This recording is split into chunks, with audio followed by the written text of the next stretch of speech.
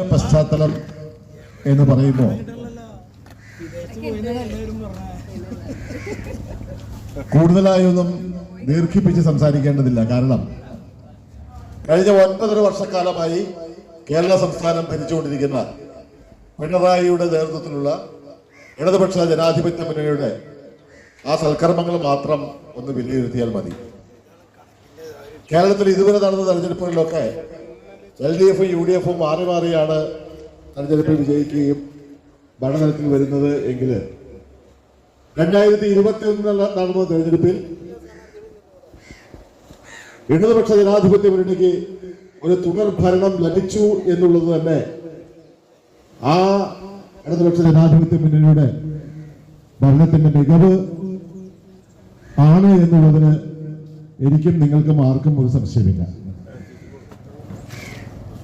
പിന്നെ ഇനി വരാൻ പോകുന്ന നിയമസഭാ തെരഞ്ഞെടുപ്പിലും ഒരു 3ാം ഊഴം കൂടി പിണറായിക്ക് നൽകാൻ തയ്യാറായിട്ടാണ് കേരളത്തിലെ ജനത നിൽക്കുന്നത്. അതിന് മുന്നോടിയായിട്ടുള്ള ഒരു സെമി ഫൈനലാണ് ഈ തദ്ദേശ സ്വയംഭരണ സ്ഥാപനങ്ങളിലേക്കുള്ള തെരഞ്ഞെടുപ്പ്. അപ്പൊ തീർച്ചയായിട്ടും നമ്മൾ വളരെ രാഷ്ട്രീയ പ്രാധാന്യത്തോടു കൂടി തന്നെയാണ് ഈ തെരഞ്ഞെടുപ്പിനെ കാണുന്നത്.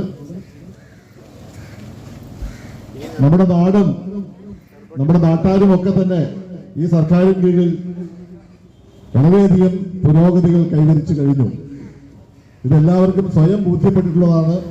ഞാൻ പ്രത്യേകിച്ച് അത് പറഞ്ഞു മനസ്സിലാക്കേണ്ടതില്ല. എല്ലാവരും സ്വയം അനുഭവിക്കുന്ന ഒരു കാര്യത്തെക്കുറിച്ച് കൂടുതലായി ഞാനൊന്നും പറയുന്നില്ല ഇവിടെ. ഇത്രയും പ്രിയപ്പെട്ട ഈ പ്രദേശത്തെ എന്നെ കേൾക്കുന്ന പ്രിയമുള്ളവരെ, ഇവിടെ ഇപ്പോഴത്തെ മെമ്പർ തന്നെയായ ജിഷിയുണ്ട്. അതുപോലെ തന്നെ ഇനി സ്ഥാനാർത്ഥിയായിരിക്കുന്ന നമ്മുടെ പ്രിയപ്പെട്ട അശോകനുണ്ട്, ബിനോയ്, ജോമോൻ, അങ്ങനെ പ്രിയമുള്ള ജോസ്, പ്രിയപ്പെട്ടവർ ഇവിടെ ഇപ്പോൾ എല്ലാം വിശദീകരിച്ച് തന്നെ സംസാരിച്ചു പറഞ്ഞിട്ടുണ്ട്. സർക്കാരാണെങ്കിലും LDF സർക്കാരിൻ്റെ 10 വർഷം അല്ല 9.5 വർഷം തുടർഭരണം വന്ന് 2ാമത്തെ പ്രാവശ്യവും കൂടെ ഭരണം കിട്ടിയപ്പോൾ ഒരു സംസ്ഥാനത്തിൻ്റെ ഭരണം അല്ലെങ്കിൽ പഞ്ചായത്തിൻ്റെ ആണെങ്കിലും ജില്ലാ പഞ്ചായത്താണെങ്കിലും ബ്ലോക്ക് പഞ്ചായത്താണെങ്കിലും അടുപ്പിച്ച് LDFൻ്റെ ഭരണം വരുമ്പോൾ അവിടെ ഉണ്ടാകുന്ന മാറ്റങ്ങൾ നമുക്ക് എടുത്തു പറയാൻ സാധിക്കും എന്നുള്ളതാണ് ആദ്യം തന്നെ പറയാനുള്ളത്. അതിൻ്റെ ഒരു കാര്യങ്ങൾ നമുക്ക് നേരിട്ട് കാണാൻ സാധിക്കുന്നത് ഇപ്പോൾ നമ്മുടെ സംസ്ഥാനത്തെ പിണറായി വിജയൻ നേതൃത്വം കൊടുക്കുന്ന ഭരണം തന്നെയാണ്.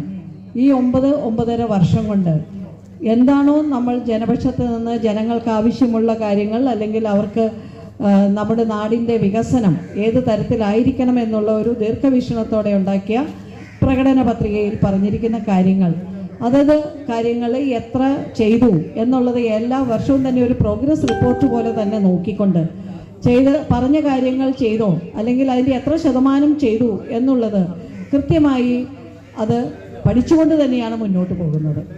അങ്ങനെ പറയുമ്പോൾ നമ്മൾ പറഞ്ഞ വാക്കുകൾ പാലിച്ചോ എന്നുള്ളതാണ് ആദ്യത്തെ ചോദ്യം. നമ്മൾ പ്രകടന പത്രികയിൽ പറയുന്ന എന്തെല്ലാം കാര്യങ്ങൾ നമുക്ക് ചെയ്യാൻ സാധിച്ചു, അതിൻ്റെ കൃത്യമായി ചെയ്തു എന്നുള്ളത് പ്രളയം വന്നപ്പോഴും കോവിഡ് വന്നപ്പോഴും ഒക്കെ എങ്ങനെയായിരുന്നു അവരോട് ചേർന്ന് ജനങ്ങളെ ചേർത്ത് പിടിച്ചത് എന്നുള്ളത് പ്രത്യേകിച്ച് അറിയേണ്ടുന്ന ഒരു കാര്യമാണ്. അതുതന്നെയാണ് 21 തെരഞ്ഞെടുപ്പ് വന്നപ്പോഴും ആദ്യത്തെ പ്രാവശ്യം വന്നപ്പോൾ 91 MLA-മാരോടൊപ്പം ഭരണം നമുക്ക് കിട്ടി എന്നുള്ളതാണ് LDFന്. 2ാമത് വന്നപ്പോൾ ഈ 91 എന്നുള്ള 99 MLA-മാരാണ് നമുക്ക് 140 പേരിലും വന്നത് എന്നുള്ളതാണ്. ആ തരത്തിൽ വരുമ്പോൾ തീർച്ചയായിട്ടും ജനങ്ങൾ മനസ്സിലാക്കിയിട്ടുണ്ട് എങ്ങനെയാണ് ഇടതുപക്ഷ ജനാധിപത്യ ഗവൺമെൻറ് ജനങ്ങളോടൊപ്പം കേരളത്തിനെ എങ്ങനെ മുന്നോട്ട് ലോകമാകമാനം മുന്നിൽ വരുന്ന പോലെ പോയി എന്നുള്ളത് നമുക്ക് മനസ്സിലാക്കാൻ സാധിക്കുന്നത്. അപ്പോൾ ആരോഗ്യ മേഖലയിലാണെങ്കിലും കഴിഞ്ഞ പ്രാവശ്യം ശൈല ടീച്ചർ ആയിരുന്നു ആരോഗ്യമന്ത്രി, ഈ പ്രാവശ്യം വീണ ജോർജാണ്. 2 പേരും നമുക്കറിയാം കഴിഞ്ഞ പ്രാവശ്യം കോവിഡ് കാലത്തും നിപ്പ വന്ന സമയത്തുമൊക്കെ നമ്മുടെ ശൈല ടീച്ചർ എങ്ങനെയായിരുന്നു സാധാരണക്കാരോടും അവരെ പേഴ്സണലി വിളിച്ച് തന്നെ സംസാരിച്ചുകൊണ്ട് അവർക്കൊരാശ്വാസം പകരാൻ സാധിച്ചു എന്നുള്ള ഒരു മന്ത്രി തന്നെയായിരുന്നു ശൈല ടീച്ചർ. ഇപ്പോൾ നമ്മുടെ ആശുപത്രികളെല്ലാം ഇപ്പോഴത്തെ ആരോഗ്യമന്ത്രിയാണെങ്കിലും എല്ലാ ആശുപത്രികളും നല്ല നിലവാരത്തിൽ തന്നെ മുന്നോട്ട് കൊണ്ടുപോകാനുള്ള പ്രവർത്തനങ്ങളിലാണ് നമ്മുടെ കേരള സർക്കാർ മുന്നോട്ട് പോയിക്കൊണ്ടിരിക്കുന്നത്. ആരോഗ്യ മേഖല ഇപ്പോൾ ഇവിടെ പറഞ്ഞല്ലോ, എറണാകുളത്ത് നമ്മൾ അവയവമാറ്റ ശസ്ത്രക്രിയ, അങ്ങനെ എല്ലാ ടെക്നോളജികളും എല്ലാം മോഡേണായിട്ട് ചെയ്യാവുന്ന കാര്യങ്ങളെല്ലാം തന്നെ കേരളത്തിൽ നമ്മുടെ ആശുപത്രികളിൽ കിട്ടുന്നുണ്ട് എന്നുള്ളത് വലിയൊരു ആശ്വാസം തന്നെയാണ്.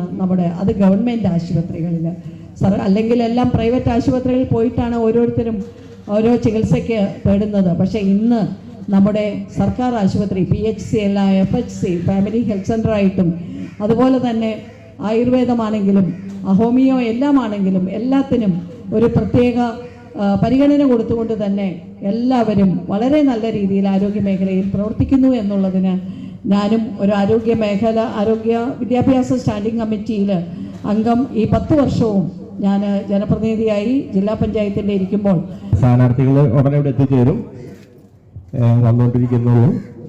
സ്ഥാനാർത്ഥി എത്തുന്ന സമയം വരെ നമ്മുടെ മുൻ ബ്ലോക്ക് പഞ്ചായത്ത് മെമ്പർ അഭിജിത്ത് നിങ്ങളോട് സംസാരിക്കും. ഈ വരുന്ന 9-ാം തീയതി ത്രിതല പഞ്ചായത്ത് തിരഞ്ഞെടുപ്പ് 2 ഘട്ടമായി നടത്തുന്നതിൽ ഒന്നായി നടക്കപ്പെടുകയാണ്. എറണാകുളം ജില്ല ഉൾപ്പെടുന്ന ആദ്യഘട്ടത്തിൽ 9-ാം തീയതി ജനവിധി എഴുതുമ്പോൾ തീർച്ചയായും നിങ്ങളുടെ മനസ്സിലുണ്ടാകേണ്ടുന്ന ഏറ്റവും പ്രധാനപ്പെട്ട കാര്യം നമ്മുടെ നാടിനകത്ത് വികസനം എങ്ങനെയാണ് മുന്നോട്ട് കൊണ്ടുപോകാൻ വേണ്ടി കഴിയുക എന്നതിനെ സംബന്ധിച്ചാണ്.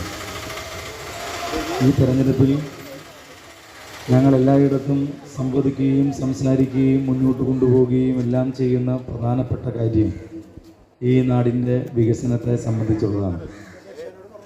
എങ്ങനെ ഈ നാട് കുറേ കൂടെ അഭിവൃദ്ധിയോടുകൂടി മുന്നോട്ട് കടന്നു പോകണം എന്നുള്ളത് മാത്രമാണ് ഞങ്ങളെ സംബന്ധിച്ചുള്ള ഏക ഉൾക്കാഴ്ച. ഈ നാട് ശരിയാം വിധം നേരാം വണ്ണം മുന്നോട്ട് പോകുമ്പോൾ നമ്മുടെ നാടിൻ്റെ വികസനം അഭൂതപൂർവമായ വളർച്ചയിലേക്ക് പോകേണ്ടതായിട്ടുണ്ട്. കഴിഞ്ഞ 15 വർഷക്കാലമായി നമ്മുടെ പഞ്ചായത്തിനകത്ത് ഭരണം കൈയാളിയ UDFൻ്റെ പഞ്ചായത്ത് ഭരണസമിതിക്ക് പറയാനാകും വിധത്തിലുള്ള എന്തെങ്കിലും തരത്തിലുള്ള വികസന പ്രവർത്തനങ്ങൾ നടത്താൻ വേണ്ടി കഴിഞ്ഞു എന്ന് പറയാൻ വേണ്ടി കഴിയുന്ന സാഹചര്യമുണ്ടോ? ഇതാണ് ഞങ്ങൾ ഉയർത്തി കാണിക്കുന്നത്. കഴിഞ്ഞ 15 വർഷക്കാലമായി നമ്മുടെ പഞ്ചായത്തിനകത്ത് ഭരണം നടത്തുന്ന UDF, ആ UDFന് എന്തെങ്കിലും തരത്തിലുള്ള ഒരു വികസന പ്രവർത്തനം നടത്താൻ വേണ്ടി കഴിഞ്ഞു എന്ന് പറയാൻ വേണ്ടി കഴിയുന്നുണ്ടോ? ആർക്കെങ്കിലും നമ്മുടെ പഞ്ചായത്ത് ഏറ്റവും അഭിമാനമുള്ള പഞ്ചായത്താണെന്ന് ഉറക്കെ വിളിച്ചു പറയാനുള്ള ആർജവ ബോധവും ധൈര്യവും ഉണ്ടോ? ഈ നാടിനകത്ത് UDF വോട്ട് ചെയ്ത് വിജയിപ്പിച്ച എല്ലാ മനുഷ്യരോടും ഈ നാടിനകത്ത് ഭരണം കൈയാളിയിരുന്ന അധികാരികളോടുമാണ് ഞങ്ങൾ ചോദിക്കുന്നത്, നിങ്ങൾക്ക് തന്നെ അഭിമാനത്തോടെ പറയാൻ വേണ്ടി കഴിയുമോ ഈ നാട് അഭിമാനം കൊള്ളുന്ന ഞങ്ങൾ വിഭാവനം ചെയ്ത പഞ്ചായത്താണെന്ന് പറയാൻ വേണ്ടി കഴിയുമോ? ഈ പഞ്ചായത്തിലൂടെ അങ്ങോളം ഇങ്ങോളം യാത്ര ചെയ്യുന്ന ഏതെങ്കിലും മനുഷ്യന് പഞ്ചായത്തിലേക്ക് കയറി ചെല്ലാൻ വേണ്ടി കഴിയുന്ന തരത്തിലേക്കുള്ള എന്തെങ്കിലും സംവിധാനം ഉണ്ടോ? ഈ പ്രദേശത്തിനകത്തേക്ക് പോകുന്ന ആളുകൾക്ക് മൂക്കി പൊത്തിക്കൊണ്ടല്ലാതെ, ദുർഗന്ധം വമിക്കുന്ന അന്തരീക്ഷത്തിലൂടെ അല്ലാതെ, മാലിന്യം പേറുന്ന കാഴ്ചകൾ കണ്ടിട്ടല്ലാതെ ഈ പഞ്ചായത്തിന്റെ ഏതെങ്കിലും ഒരു വഴിയിലൂടെ നടന്നു പോകാൻ വേണ്ടി കഴിയുന്നുണ്ടോ? ഇങ്ങനെയുള്ള ഒരു പഞ്ചായത്താണോ നമ്മൾ സ്വപ്നം കാണുന്നത്? ഈ നാടകത്ത് വളർന്നു വരുന്ന ആപാലവൃത്ത ജനങ്ങളോടാണ് ഞങ്ങൾ ചോദിക്കുന്നത്, ഇങ്ങനെയുള്ള ഒരു പഞ്ചായത്തിനെ സ്വപ്നം കണ്ടുകൊണ്ട് നമ്മുടെ നാടകത്ത് നമുക്ക് മുന്നോട്ട് കടന്നു പോകാൻ വേണ്ടി കഴിയുമോ? ആ മാലിന്യം പേറുന്ന പഞ്ചായത്തായി ഈ കാഞ്ഞൂർ പഞ്ചായത്ത് മാറ്റപ്പെടുമ്പോൾ ഇതിനോട് പ്രതികരിക്കേണ്ടെന്ന എല്ലാ തരത്തിലും ഉത്തരവാദിത്വം ഈ നാടകത്തെ മനുഷ്യർക്കില്ലേ? നിങ്ങളുടെ ബന്ധുക്കൾ, നിങ്ങളുടെ സുഹൃത്തുക്കൾ നമ്മുടെ നാട്ടിലേക്ക് ഒന്ന് കടന്നു വന്നാൽ ഇത്രയേറെ മോശപ്പെട്ട പഞ്ചായത്ത് ഏതെന്ന് ചോദിക്കുന്ന വിധത്തിലേക്ക് നമ്മുടെ പഞ്ചായത്ത് മാറ്റപ്പെട്ടില്ലേ? നാപ്കിൻ പാടുകളുടെ, മാലിന്യ വസ്തുക്കളുടെ, ജീർണിച്ച എല്ലാ പുഴുക്കുത്തുകളുടെയും കേന്ദ്രമായി ആ കേന്ദ്രം മാറ്റപ്പെട്ടില്ലേ? അവിടെ തൊഴിലെടുക്കുന്ന പാവപ്പെട്ടവരായ ഹരിതകർമ്മസേന തൊഴിലാളികളില്ലേ? അവരുടെ സുരക്ഷിതത്വം ഉറപ്പുവരുന്നതിന് വേണ്ടിയുള്ള, ശുചിത്വം ഉറപ്പുവരുന്നതിന് വേണ്ടിയുള്ള എന്തെങ്കിലും തരം നടപടികൾ ഈ പറയുന്ന ആളുകൾ സ്വീകരിച്ചിട്ടുണ്ടോ? ഇവിടെയുള്ള ആളുകൾക്ക് അറിയോ എന്ന് എനിക്കറിയില്ല. കാഞ്ഞൂർ പഞ്ചായത്തിലെ പഞ്ചായത്ത് ഓഫീസ് നിലനിൽക്കുന്ന ആ കെട്ടിടത്തിനുള്ളിൽ ഒരു കിണറുണ്ട്. ആ കിണർ 5 വട്ടമാണ്, അല്ലേ ചേച്ചി, 5 വട്ടമാണ് ക്ലീൻ ചെയ്തത്. എന്തുകൊണ്ടാ? ഈ മാലിന്യം പേറുന്ന അന്തരീക്ഷത്തിൽ എലികൾ ചത്തുവിടുന്ന ഒരു നിലയിലേക്ക് കാഞ്ഞൂരിനകത്തെ ഒരു ജലസംഭരണി തന്നെ മാറ്റപ്പെട്ടു. കാഞ്ഞൂർ പഞ്ചായത്തിനകത്തും മാലിന്യം പുറത്തും മാലിന്യം എന്നുള്ള അവസ്ഥയിലേക്ക് ആകെ മാറ്റപ്പെടുകയാണ്. ഇതിനെ തുറന്നു കാണിക്കേണ്ടതല്ലേ? ഇത്തരത്തിലുള്ള മാലിന്യം പോകുന്ന ഒരു പഞ്ചായത്താകെ വെള്ളക്കെട്ടിലാകുന്ന, കടകളിലേക്കാകെ വെള്ളം ഇരച്ചു കയറുന്ന ഒരു പ്രദേശമായി തെക്കേങ്ങാടി മാറ്റപ്പെട്ടു. ഇതിനൊരു ശാശ്വതമായ പരിഹാരം വേണമെന്ന് എത്രയോ കാലങ്ങളായി ഈ നാടിനകത്ത് ജീവിക്കുന്ന മനുഷ്യർ ആവശ്യപ്പെടുന്നു. ഒരു പരിഹാരം കണ്ടെത്താൻ, ഏതെങ്കിലും തരത്തിൽ ആ പ്രശ്നം പരിഹരിക്കാൻ ഈ പറയുന്ന പോലെ ഈ 15 വർഷക്കാലവും പഞ്ചായത്ത് ഭരണം കൈയാളിയിരുന്ന ആളുകൾ കഴിഞ്ഞിരുന്നോ? ഇതാണ് ഞങ്ങളുടെ മറ്റൊരു ചോദ്യം. അതുമാത്രമാണ്, തെക്കേങ്ങാടി ഇന്ന് ഏറെ തിരക്കുള്ള പ്രദേശമായി മാറ്റപ്പെട്ടു. പുതിയ റോഡ് കൂടി സമാഗതമായതോടുകൂടി, പുതിയ പാലം കടന്നു വന്നതോടുകൂടി വലിയ തിരക്കുള്ള റോഡായി നമ്മുടെ പ്രദേശത്തിനകത്ത് ഈ റോഡുകളാകെ മാറ്റപ്പെട്ടു. അങ്ങനെ മാറ്റപ്പെടുന്ന സാഹചര്യത്തിനകത്ത് ഈ തിരക്കുകളെ നിയന്ത്രിക്കാൻ, ഈ റോഡിനകത്തെ ഗതാഗത തടസ്സം ഒഴിവാക്കാൻ, ബ്ലോക്കുകൾ ഇല്ലാതാക്കാൻ എന്തെങ്കിലും തരത്തിലുള്ള സിസ്റ്റമാറ്റിക് ആയിട്ടുള്ള, ശാസ്ത്രീയമായിട്ടുള്ള ഒരു പരിപാടി അവലംബിക്കാൻ ഈ പറയുന്ന പോലെ പഞ്ചായത്ത് ഭരണസമിതിക്കായോ? ഇതാ ഞങ്ങൾ ചോദിക്കുന്നത്. ഈ നാടിനകത്ത് കാര്യക്ഷമമായി പ്രവർത്തിക്കാൻ, ഈ നാടിനകത്തുള്ള ആപാലബദ്ധ മനുഷ്യർക്ക്, ഈ നാടിനകത്ത് ജീവിക്കുന്ന എല്ലാവർക്കും വേണ്ടി എന്തെങ്കിലും തരത്തിലുള്ള പദ്ധതികൾ ആസൂത്രണം ചെയ്യാൻ ഇവർ കഴിഞ്ഞോ? കഴിഞ്ഞ 3 വർഷക്കാലം കൊണ്ട് കർഷകർക്ക് കിട്ടേണ്ടുന്ന ആനുകൂല്യം ശരിയാം വിധം നൽകാൻ വേണ്ടി കഴിഞ്ഞോ? ഈ കഴിഞ്ഞ 3 വർഷക്കാലം കൊണ്ട് അവർ നഷ്ടപ്പെടുത്തിയത് ഏതാണ്ട് 15-18 ലക്ഷം ഉണ്ടാക്കി കൊടുക്കാൻ വേണ്ടി ഈ പഞ്ചായത്തിനായോ? എവിടെയെങ്കിലും ഒരിടം കണ്ടെത്തി കൊടുക്കാൻ ആയോ? സംസ്ഥാന സർക്കാർ പ്രഖ്യാപിച്ചു എല്ലാ പഞ്ചായത്തിലും ഒരു കളിസ്ഥലം നിർബന്ധമായി ഉണ്ടാകണം. ആ കളിസ്ഥലം ഉണ്ടാക്കണമെങ്കിൽ എല്ലാ തരത്തിലുള്ള പിന്തുണയും സംസ്ഥാന സർക്കാരിന്റെ ഭാഗമായി ഉണ്ടാകും എന്ന് ഗവൺമെന്റ് പ്രഖ്യാപിച്ചു. എന്നിട്ട് പോലും ഇവിടെ ഒരു കളിസ്ഥലം ഉണ്ടാക്കാൻ വേണ്ടി പഞ്ചായത്തിന് തയ്യാറായോ? നമ്മളെന്താ പറയുന്നത്? നമ്മൾ ഇടതുപക്ഷം LDF ഈ പഞ്ചായത്തിനകത്ത് അധികാരത്തിൽ വരുമ്പോ യുവാക്കൾക്ക് കളിക്കുന്നതിന് വേണ്ടി ഏറ്റവും മനോഹരമായ ഗ്രൗണ്ട്, പൊതു കളിസ്ഥലം ഞങ്ങൾ നിർമ്മിച്ചു കൊടുക്കും, ഇത് ഞങ്ങളുടെ ഉറപ്പാണ്. അത് മാത്രമാണോ? തെക്കേങ്ങാടിയിൽ മിനി സിവിൽ സ്റ്റേഷൻ വരും, ഇത് ഞങ്ങൾ നൽകുന്ന ഉറപ്പാണ്. അവിടെ കൊണ്ട് അവസാനിക്കുന്നുണ്ടോ? ഈ പഞ്ചായത്തിനകത്ത് KSEBക്ക് പ്രത്യേകമായ ഒരു ഓഫീസ് കെട്ടിടം ഞങ്ങൾ നിർമ്മിക്കും, ഇത് ഞങ്ങളുടെ ഉറപ്പാണ്. കേവലമായി ഉറപ്പ് നൽകിക്കൊണ്ട് പോകുന്നവരാണ് ഞങ്ങൾ. ഞങ്ങൾ പറഞ്ഞുള്ള ഏതെങ്കിലും ഉറപ്പ് ഈ നാടകത്ത് പാലിക്കപ്പെടാതിരുന്നിട്ടുണ്ടോ? ചാർജ് ജഡ്ജി ജില്ലാ പഞ്ചായത്ത് മെമ്പർ ആയിരിക്കുമ്പോഴാണ് ഈ നാടകത്ത് ഇങ്ങനെയും ഒരു ജില്ലാ പഞ്ചായത്ത് മെമ്പർ ഉണ്ടായിരുന്നു എന്ന് ഈ നാട് തിരിച്ചറിഞ്ഞത്. രാഷ്ട്രീയത്തിൽ അതീതമായി എല്ലാ മനുഷ്യർക്കും ഫണ്ട് നൽകിക്കൊണ്ട് എല്ലാ വാർഡിലേക്കും പ്രധാനപ്പെട്ട വികസന പ്രവർത്തനങ്ങൾ ഏറ്റെടുത്തുകൊണ്ട് ചാർജ് ജഡ്ജി മുന്നോട്ട് പോയി. അങ്ങനെയാണ് നമ്മുടെ നാടകത്ത് തകർന്നുപോയ കടവുകളെല്ലാം ആയുസുറ്റ കടവുകളായി മാറ്റപ്പെട്ടത്. എല്ലാം ചാർജ് ജഡ്ജി പറഞ്ഞു. അത് മത്സരിക്കുന്ന ആളുകൾ, അവിടെ ജയിക്കുന്ന വാർഡ് മെമ്പർമാർ ഏത് രാഷ്ട്രീയമെന്ത്, അവരുടെ കൊടിഭേദങ്ങൾ എന്ത് എന്ന് ചിന്തിക്കാതെ ഈ നാടിനകത്തെ മനുഷ്യർക്ക് വേണ്ടിയുള്ള പദ്ധതികളെ ആസൂത്രണം ചെയ്തുകൊണ്ട് പഴയ ജില്ലാ പഞ്ചായത്ത് മെമ്പറായിട്ടുള്ള ഷാദി ചേച്ചി മുന്നോട്ട് പോയി. അങ്ങനെ വന്നപ്പോൾ ഈ നാട് മുന്നേറി. ഈ നാടിനകത്ത് നിരവധിയായിട്ടുള്ള വികസന പ്രവർത്തനങ്ങൾ ഉണ്ടായി. അങ്ങനെ വന്നപ്പോൾ നിരവധിയായിട്ടുള്ള കടവുകൾ ഈ പറയുന്ന പോലെ നവീകരിക്കപ്പെട്ടു, നിരവധിയായിട്ടുള്ള പദ്ധതികൾ കൊണ്ടുവന്നു. അത്തരത്തിൽ നമ്മുടെ നാടിനകത്ത് പ്രത്യേകമായ വികസന പ്രവർത്തനങ്ങൾ കടന്നു വരാൻ വേണ്ടി കഴിഞ്ഞു. കഴിഞ്ഞ 5 വർഷക്കാലം കൊണ്ട് ഞാനും ആൻസി മെമ്പർ ഉൾപ്പെടുന്നു. ഈ പഞ്ചായത്തിനകത്ത് ആദ്യമായി ഇപ്പോ ചില മെമ്പർമാർ, ചില ആളുകൾ ചിലയിടത്ത് ബുക്കുമായി പോയിരുന്നുകൊണ്ട് പറയുന്നത് എന്താ, ഞങ്ങൾ ജയിച്ചാൽ ഈ നാടിനകത്ത് വിനോദം, ടൂറിസം കൊണ്ടുവരും എന്നുള്ളതാണ്. പക്ഷെ ഞങ്ങൾ ഉൾപ്പെടെയുള്ള ആളുകൾ ഈ പഞ്ചായത്തിനകത്ത് ആദ്യമായി ഒരു ചിൽഡ്രൻസ് പാർക്കും ഓപ്പൺ ജിം നിർമ്മിക്കാൻ വേണ്ടി തയ്യാറായി കടന്നു വന്നപ്പോ ആ പദ്ധതിയാകെ മുടക്കാൻ വേണ്ടി, ഈ പദ്ധതി നമ്മുടെ നാട്ടിൽ നടപ്പിലാക്കാതിരിക്കാൻ വേണ്ടി എല്ലാ തരത്തിലുമുള്ള പ്രവർത്തനം നടത്തിയ ആളുകൾ ഇന്ന് പറയുകയാണ് നമ്മുടെ നാടിനെ ടൂറിസം മേഖലയിലേക്ക് കൊണ്ടുവരണം, നല്ല കാര്യം കൊണ്ടുവരണം. പക്ഷെ ഞങ്ങൾ കൊണ്ടുവന്നപ്പോ അതിനെ എതിർക്കാൻ വേണ്ടി, അതിനെ തടസ്സപ്പെടുത്താൻ വേണ്ടി ശ്രമിച്ച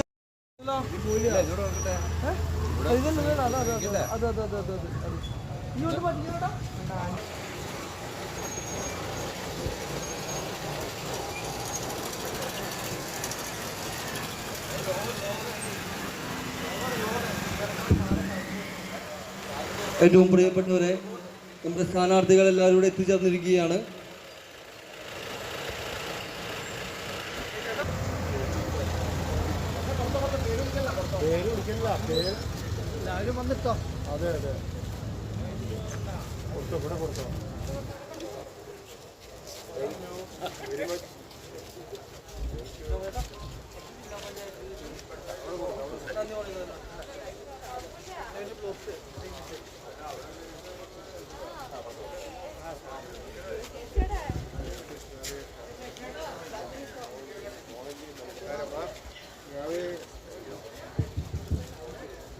ഏറ്റവും സ്നേഹം നിറഞ്ഞ സ്വീകരണത്തിന് നന്ദി രേഖപ്പെടുത്തുന്നതിന് വേണ്ടിയിട്ട് ജില്ലാ പഞ്ചായത്തിലേക്ക് മത്സരിക്കുന്ന പ്രിയപ്പെട്ട സഖാവ് സജ സുരഭിയെ ക്ഷണിക്കുന്നു. എൻ്റെ നാട്ടുകാരെ, എന്നെ ഇവിടെ പരിചയപ്പെടുത്തേണ്ട ഒരു ആവശ്യകത ഉണ്ടെന്ന് തോന്നുന്നില്ല. എല്ലാവർക്കും അറിയുമായിരിക്കും, ഈ കാഞ്ഞൂർ ഗ്രാമപഞ്ചായത്തിൽ തന്നെ ഉള്ള വ്യക്തിയാണ്. ഞാനിവിടെ ഈ കാലടി ഡിവിഷനെ പ്രതിനിധീകരിച്ചുകൊണ്ട് നിൽക്കുമ്പോൾ ഞാൻ വളരെ സന്തോഷവതിയാണ്. ഒരു കാലടി ഡിവിഷനെ 10 വർഷക്കാലം നല്ല രീതിയിൽ തന്നെ വികസന പ്രവർത്തനങ്ങൾ കൊണ്ട് കാഴ്ചവെച്ച ഒരു മഹത്തായ ഒരു വ്യക്തിയുടെ പിൻഗാമിയാകാൻ കഴിഞ്ഞതിൽ ഞാൻ അഭിമാനിക്കുകയാണ്. ശാരദ ചേച്ചിയുടെ തുടർ വികസനത്തിന് വേണ്ടി നിങ്ങൾ ശാരദ ചേച്ചിക്ക് നൽകിയ സ്നേഹവും പിന്തുണയും അത് എനിക്കും ഏകിക്കൊണ്ട് ഈ വികസന പിന്തുടർച്ച മുന്നോട്ട് പോകണമെന്ന് ഞാൻ ആഗ്രഹിക്കുകയാണ്. അതിലേക്കായി എൻ്റെ ചിഹ്നമായ അരിവാളം നെൽക്കതിരും എന്ന ചിഹ്നത്തിൽ വോട്ട് ചെയ്ത് വളരെ ഭൂരിപക്ഷത്തോടുകൂടി വിജയിപ്പിക്കണമെന്ന് ഞാൻ നിങ്ങളോട് ഓരോരുത്തരോടായി അഭ്യർത്ഥിക്കുകയാണ്. ഈ വാർഡിനെ പ്രതിനിധാനം ചെയ്യുന്ന ഡെയ്സി ചേച്ചിയെയും ഈ ബ്ലോക്ക് പഞ്ചായത്തിനെ പ്രതിനിധാനം അശോകൻ ചേട്ടനെയും ഇവരെക്കുറിച്ച് ഞാൻ നിങ്ങളോട് പരിചയപ്പെടുത്തേണ്ടതായോ ഇവരെക്കുറിച്ച് വേറെ പറയേണ്ടതായോ ആവശ്യകതയുണ്ടെന്ന് തോന്നില്ല. എന്നേക്കാൾ നന്നായി ഇരുവരെയും നിങ്ങൾക്ക് നന്നായി അറിയാം. അതിലേക്കായി ഇവരുടെ ഓരോ ചിഹ്നത്തിൽ ഇവർക്ക് വളരെ ഭൂരിപക്ഷത്തോടു കൂടി വിജയിപ്പിക്കണമെന്നും അഭ്യർത്ഥിച്ചുകൊണ്ട് നിങ്ങൾ നൽകിയ ഊഷ്മമായ സ്വീകരണത്തിന് നന്ദി പറഞ്ഞുകൊണ്ടും നിർത്തുന്നു.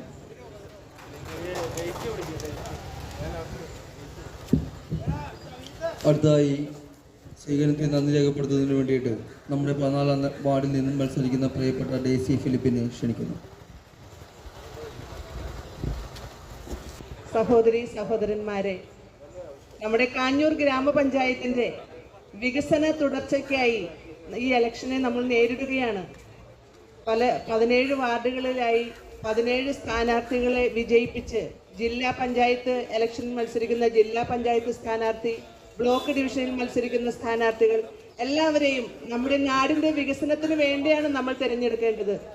ഒറ്റക്കെട്ടായി ഇതുവരെ നിങ്ങൾ ജിഷിക്ക് കൊടുത്ത സപ്പോർട്ട് എനിക്കും തരണമെന്നും ജിഷി പ്രവർത്തിച്ചതിലും ഇത്രയും കൂടി നല്ല രീതിയിൽ നിങ്ങളുടെ സഹകരണത്തോടെ നല്ല രീതിയിൽ വാർഡിൽ മത്സരിച്ച് നിങ്ങളോടൊപ്പം നിൽക്കുമെന്നും ഞാൻ വാഗ്ദാനം ചെയ്യുന്നു. അതുപോലെ നമ്മുടെ ജില്ലാ പഞ്ചായത്ത് സ്ഥാനാർത്ഥി സരജ സുരഭി നമ്മുടെ നാട്ടുകാരിയാണ്, നമ്മുടെ മകളാണ്. സരജയ്ക്കും എല്ലാവരും പൂർണ്ണ പിന്തുണ നൽകി സരജയെയും ജയിപ്പിക്കണമെന്ന് വിനീതമായി അപേക്ഷിക്കുന്നു. നമ്മുടെ ബ്ലോക്ക് സ്ഥാനാർത്ഥി പാറപ്പുറം ഡിവിഷനിലെ അശോകൻ ചേട്ടൻ എല്ലാവർക്കും അറിയാം, ഞാൻ പ്രത്യേകം പരിചയപ്പെടുത്തേണ്ട ആവശ്യമില്ല. അശോകൻ ചേട്ടനെയും അതുപോലെ ഈ 14ാം വാർഡിൻ്റെ സ്ഥാനാർത്ഥിയായി മത്സരിക്കുന്ന ഞാൻ ഡെയ്സി ഫിലിപ്പ് എല്ലാവർക്കും അറിയാം, ഞാൻ എന്നെ പ്രത്യേകം പരിചയപ്പെടുത്തേണ്ട. ഈ വാർഡിൽ ഞാൻ കാഞ്ഞൂർ വന്നിട്ട് 37 വർഷമായി. ഈ 37 വർഷമായിട്ടും എനിക്കറിയാം എല്ലാവരെയും. അങ്ങനെ ഞാൻ ഒരു വീടുകളിൽ ചെന്നപ്പോഴും എനിക്കൊരു അപരിചിതത്വം തോന്നിയില്ല. എല്ലാവരെയും ഞാൻ വ്യക്തിപരമായും അല്ലാതെയും അറിയുന്ന ആളുകളാണ്. എല്ലാവരുടെയും സഹകരണത്തോടെ ഞങ്ങളെ എല്ലാവരെയും വോട്ടുകൾ നൽകി വിജയിപ്പിക്കണമെന്ന് അഭ്യർത്ഥിക്കുന്നു. Thank you. ബ്ലോക്ക് സ്ഥാനാർത്ഥിയായ പ്രിയപ്പെട്ട പി അശോകൻ ചേട്ടനെ ക്ഷണിക്കുന്നു.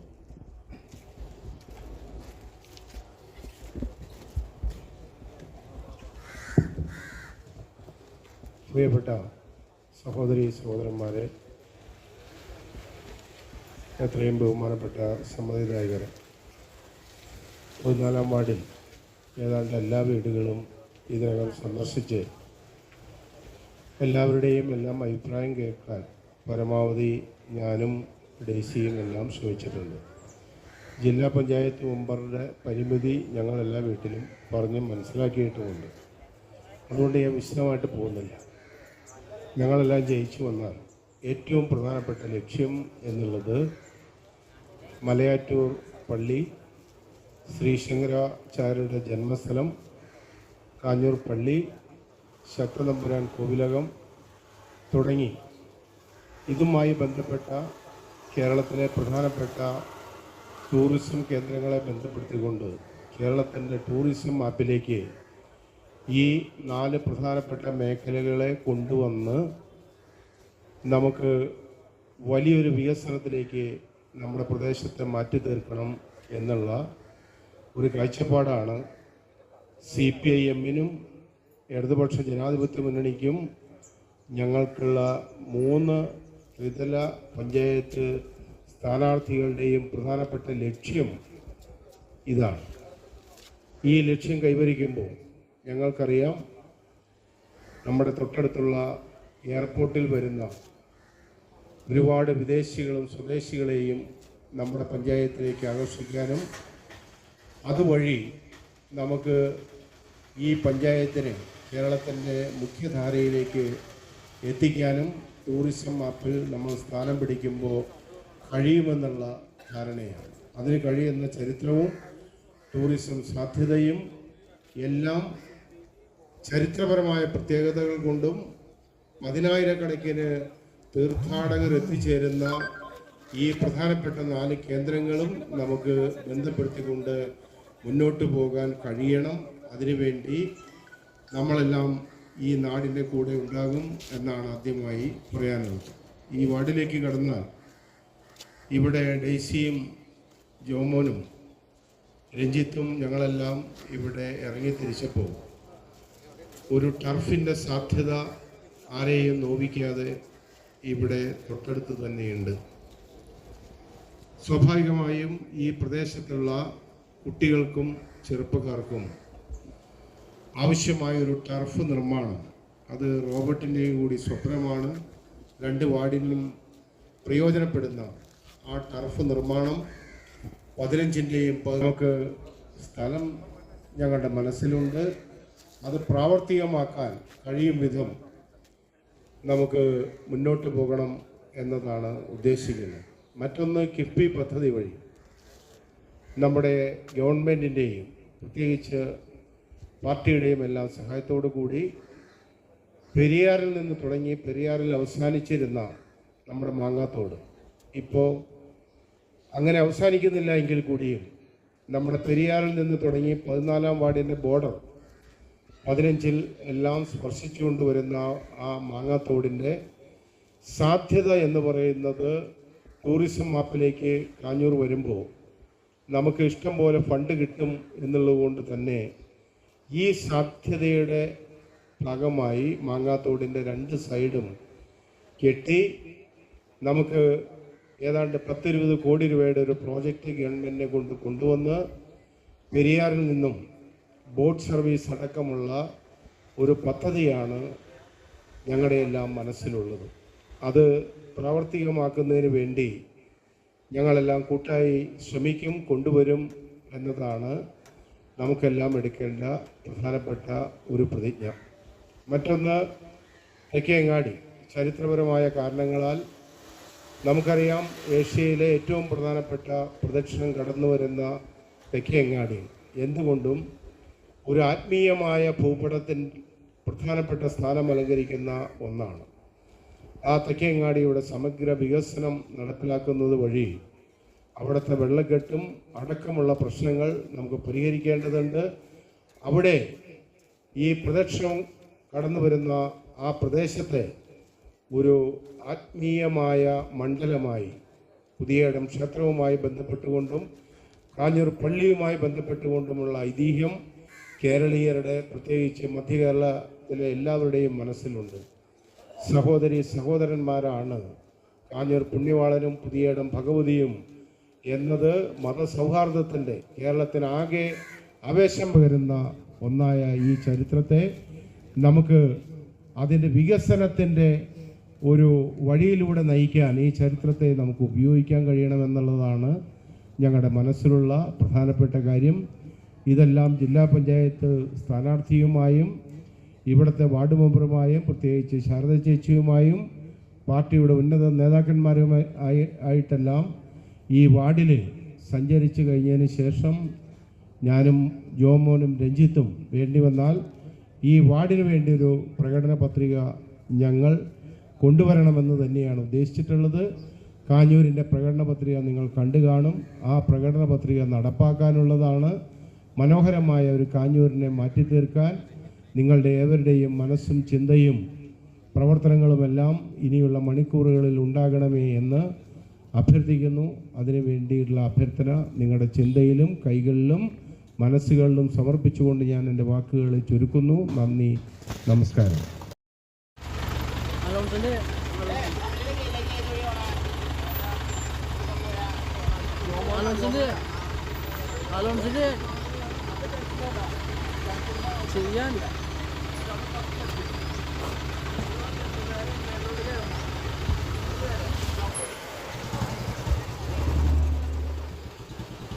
ഇടതുപക്ഷ ജനാധിപത്യ മുന്നണിയുടെ സാരഥികളെ മഹാഭൂരിപക്ഷത്തോട് തെരഞ്ഞെടുക്കുക. അഴിമതിരഹിതവും ഐശ്വര്യപൂർണവുമായ കാഞ്ഞൂർ ഗ്രാമപഞ്ചായത്തിന് രൂപം കൊടുക്കാൻ ഇടതുപക്ഷ ജനാധിപത്യ മുന്നണിയുടെ സാരഥികളെ മഹാഭൂരിപക്ഷത്തോടെ തെരഞ്ഞെടുക്കുക.